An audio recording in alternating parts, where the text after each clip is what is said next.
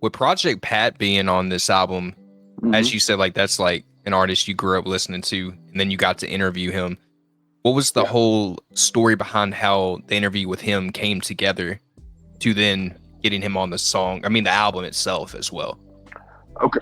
Great question. So first of all, Project Pat is the GOAT. He's the GOAT to me. But that happened. I was just in that.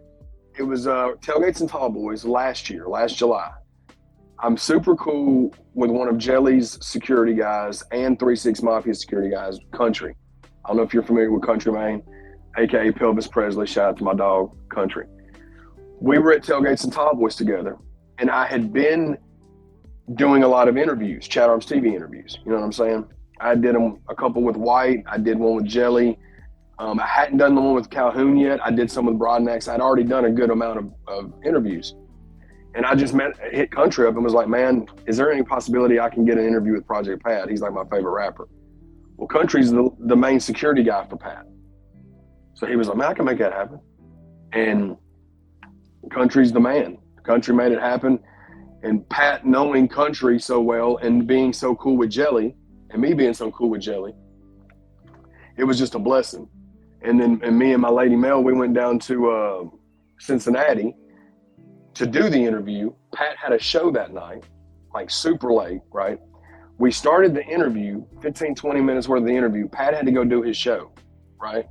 So me and my lady and Country and HB Solid, who's another security guard for Pat, and Pat went to do this show. We were just going. Pat brought us up on stage. Pat let my lady stand right next to him and film him doing chicken head. Like, Pat was super cool. We only had about a 20-minute interview though, right? It's like 3 a.m. We get back to the hotel in Cincinnati, and Pat said, we gonna finish the interview? I was like, shit, yeah, we can, you know? I thought all I got was a little 20 minutes, and I was cool with that because he did whatever he did for me.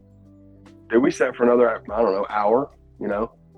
And he followed me back on Instagram, followed Mel on Instagram. Like, he was a super, super chill, laid back dude, man. But that's how that came about. Salute to Country, salute to Jelly. Jelly didn't even know he made that happen, and he did. But getting to hear him talk about how he came up with the idea for the song Chicken Head, talking about how he got on the Drake Knife Talk, talking about how he came up with his style, going through all those legal troubles he was in. It was such a dope interview, man. And we're going to do another one at some point too. I've spoken with Pat about it.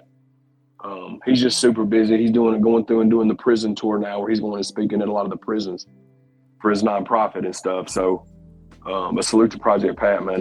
That's some bucket list shit. The interview and the song. I never thought I'd do a song with him.